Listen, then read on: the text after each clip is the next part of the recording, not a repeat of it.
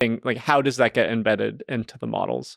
Two is the Gemini, what you call the Black Nazi incident, which is when Gemini as a system had this extra thing put into it that dramatically changed the behavior. And then three is what most people would call general alignment, RLHF post-training. Each of these have very different scopes in how they are applied. In order to do, if you're just to look at the model weights, in order to audit specific facts is extremely hard because you have to comb through the pre-training data and look at all of this, and then that's terabytes of files, and look for very specific words or hints of the words. So I guess one way to say it is that you can insert censorship or alignment at various stages in the pipeline, and what you refer to now is at the very beginning of the data selection. So if you want to get rid of facts in a model, you have to do it at every stage. You have to do it at the pre-training. So most people think that pre-training is where most of the knowledge is put into the model, and then you can elicit and move that in different ways, whether through post-training or whether through systems afterwards. This is where the whole like hacking models comes from, right? Like GPT will not tell you how to make anthrax, but if you try really, really hard, you can eventually get it to tell you about anthrax because they didn't filter it from the pre-training data set, right? But by the way, removing facts has such a ominous, dark feel to it. Almost think it's practically impossible because you effectively have to remove them from the internet. You're taking on a...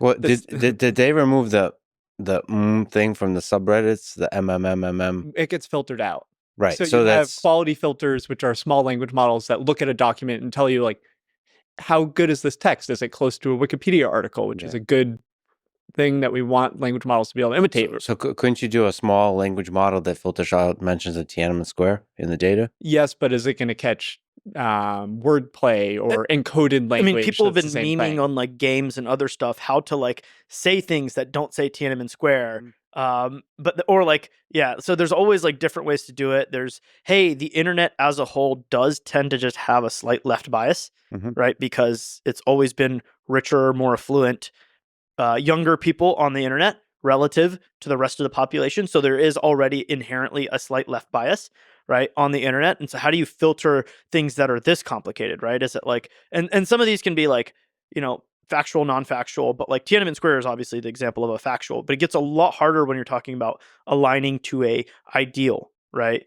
And so Grok, for example, right? Elon's tried really hard to make the model not be super PC and woke, but the best way to do pre-training is to throw the whole freaking internet at it, right? And then later figure out, but then at the end of the day, the model at its core now still has some of these ideals, right? You still ingested Reddit/r/politics, which is probably the largest political discussion board on the world that's freely available to scrape. And guess what? That's left-leaning, right? There are some aspects like that you just can't censor unless you try really, really, really, really, really hard. So the base model will always have some TDS, Trump derangement syndrome, because it's trained so much. It'll have the ability to express it. But what if you? there's a wide representation in the data. So this is what happens. It's like a lot of modern, what is called post-training. It's a series of techniques to get the model on rails of a really specific behavior.